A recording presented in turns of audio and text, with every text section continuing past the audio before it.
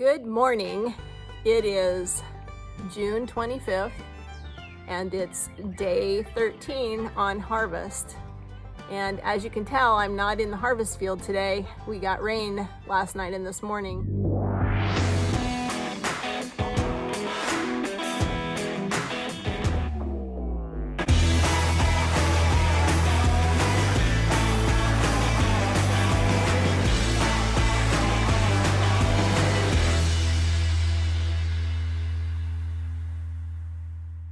So about 3/4 of an inch, Jim said, that a field got. So this morning I decided that because this is our first day off since we left home on the 13th of June, that I was going to try to take some time for myself.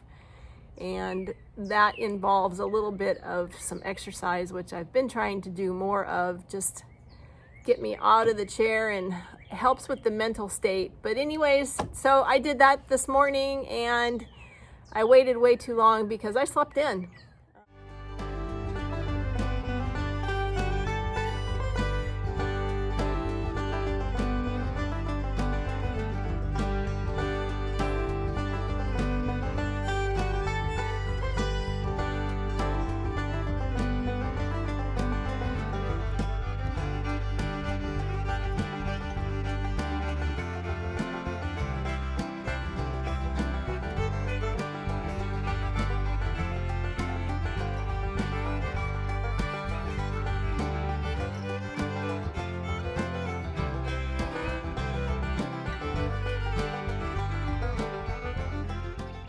It's very hot and humid today, so I doubt that we cut anything today, which is okay because this gives us an opportunity to do some of the things that needed to be done that just kept getting pushed and pushed and pushed to the background.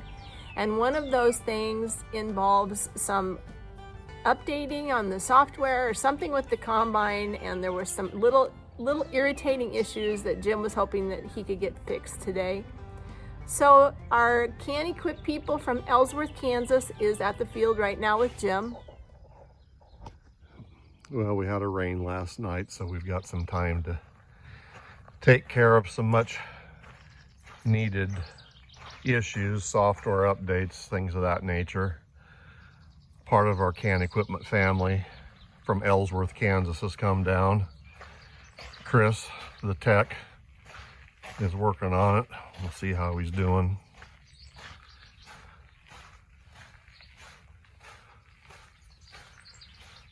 How's it going, Chris? Just uploading the display now and should be done. And we can move on to that cleaning suspension. So. Good enough.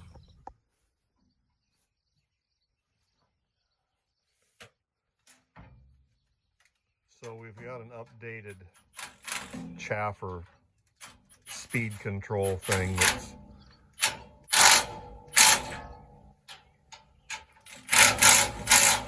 we're doing an update kit on. Chris from Ellsworth KanEquipment in Kansas doing a bang up job for me here this morning.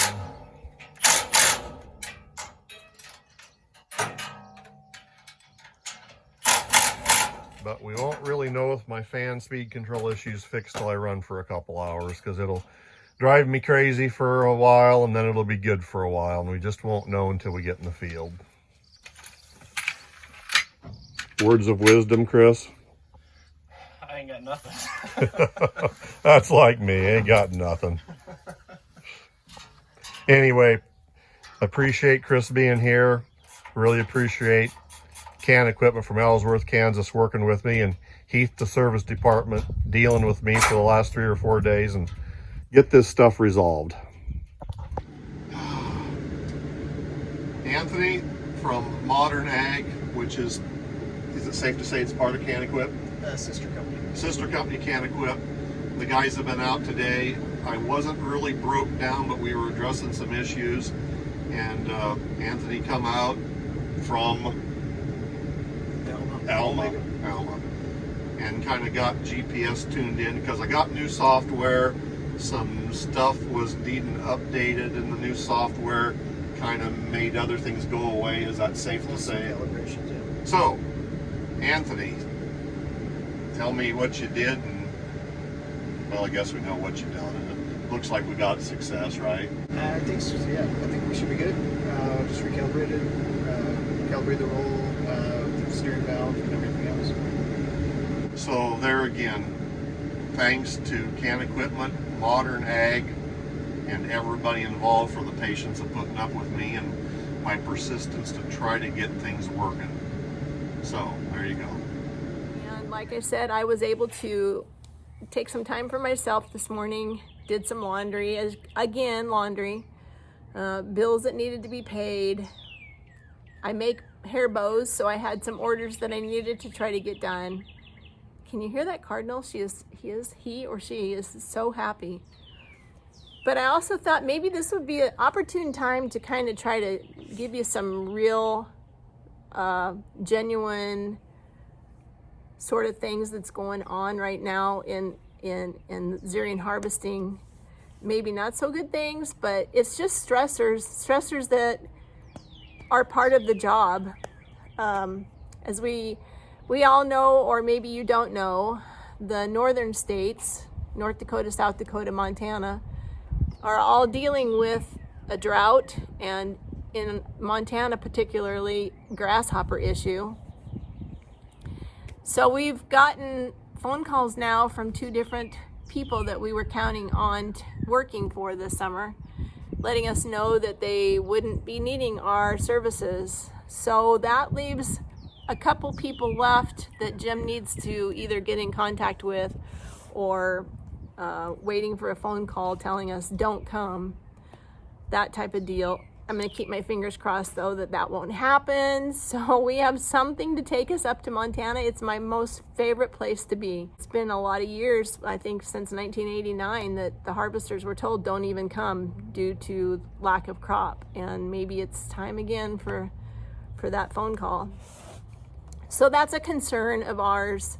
The concern of the little things that Jim was irritated with the combine, that's going to be fixed. It seemed like there was one other thing that was really working on him. It's just such a stressful job. Everybody has stress, but all of agriculture is just such a stressful industry, mostly because there are so many unknowns. You don't have a 9-to-5 job. It's based on the weather, it's based on the markets, it's based on costs of equipment and insurance. And for our industry, the cost of equipment right now is huge, and insurance and fuel. So when we left home, we pretty much anticipated those jobs that we have lost. There's also the situation that we should be leaving Chase and going to Garden City. But Garden City sounds like they're cutting the same time that we are, so we don't know if we'll have any acres to go and help there. So the unknowns are just very concerning, very stressful, and they weigh heavily on your mind. And today might be a good day just to kind of get regrouped. When I started this YouTube adventure, I told myself that it was going to be the real. It was going to be something that would tell the story of our industry. So this is just part of our story, and the part of the story that you don't want to hear or deal with. It's not all rainbows and puppies. It's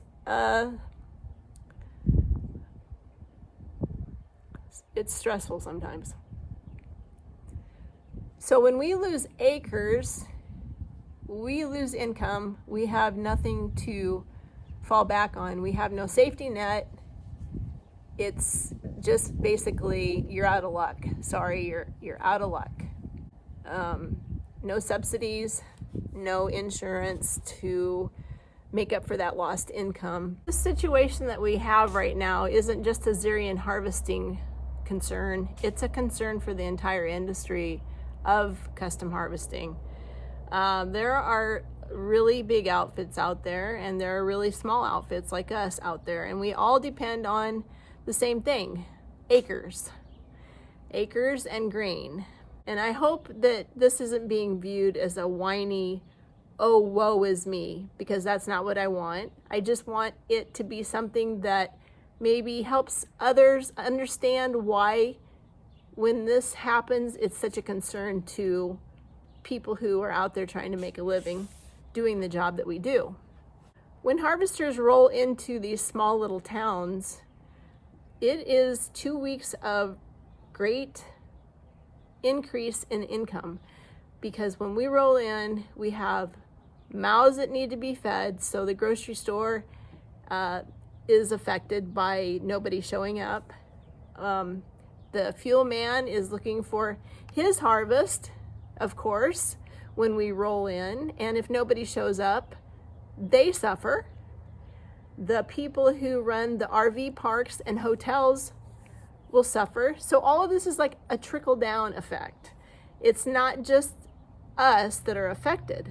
And when we can't make it into an area due to, like this, drought, and it's affecting such a wide area, it's going to affect a lot of harvesters, not just Jim and I. When things start falling apart, you tend to let yourself get into a low spot that you really don't want to get into. When you feel yourself getting into that low spot, what do? Well, most of the time it's probably due to the fact that you're tired, number one. You're tired and you've had day after day of being in the field, and those days in the field are long and they're hard. You can figure that you're putting in a 12, 13, 14-hour day, going home, getting your shower, and starting all over again, and it starts to wear on a person. So I think maybe that's where we were at yesterday too. It just seemed like things were compounding in a spiral turn downwards. So we were kind of needing this rain. So God knows, God's got this all planned out. I don't know why we try to figure it out, but we do. And when you get to feeling defeated, I tend to rely on my friends, my harvest friends. My grandparents used to talk about their harvest friends all the time, and I would get so tired of hearing about their harvest friends. But hey, I get it now. I don't think we could get through this without somebody who knows and understands what this lifestyle is all about. And thank goodness for my harvester community, Harvest Her community of women, because I can take all of this to them and they totally get it. They understand where I'm coming from, and they can pray for us and get us through this. And that's what it's going to take. We get so focused on our circumstances and what's right in front of us that we tend to not realize that, God's probably got this figured out better than you do. So I will try to remain positive until we have a little bit better sort of thing moving our way. We're working, so at least that's the positive. We're on the road. Our health is great. So why focus on something that we can't change? And that's what I tried to tell Jim yesterday, is that we've got to just worry about something that we can make different and not worry about what we can't change. We can't change the weather. We can't change the fact that the northern states are dealing with a severe drought. We can't change the grasshopper issue. God must have something better planned for us. Maybe, I don't want to say maybe we'll go home, because then that means no income to help pay off these bills that we have. The combine's got to get paid for. The new header has a payment due. Insurance guys like to have their money. Everybody likes their money. Hopefully you've learned just a little bit more about our industry when it's up against a situation like drought as it is. One thing that I haven't mentioned is that we've got the drought for the summer wheat harvest, but that also affects the fall harvest and the acres that the harvesters will be able to get over for fall. No wheat because of drought will probably mean no fall crop either, so that's a double whammy. We just got to keep rolling, but it's just one of those things that I really felt like I needed to share with you and wanted to share with you, because like I said, harvest isn't always just, as Jim says, a party. Sometimes I'd like to think that it is, but it's not always a party. So thanks for listening. We'll see what the rest of this day brings and stay with us for this adventure. Who knows what's going to happen? We don't, for sure. Have no idea. Well, it looks and sounds like we could get more rain.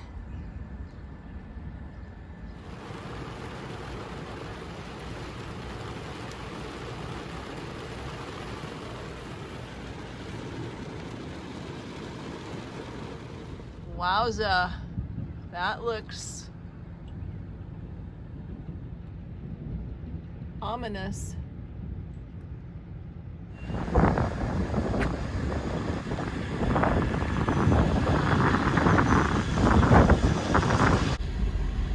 Boy, is it black.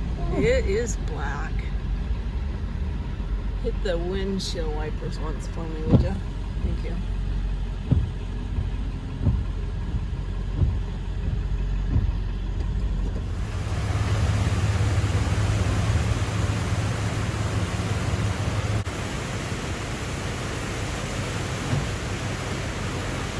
That looks like a hurricane out there.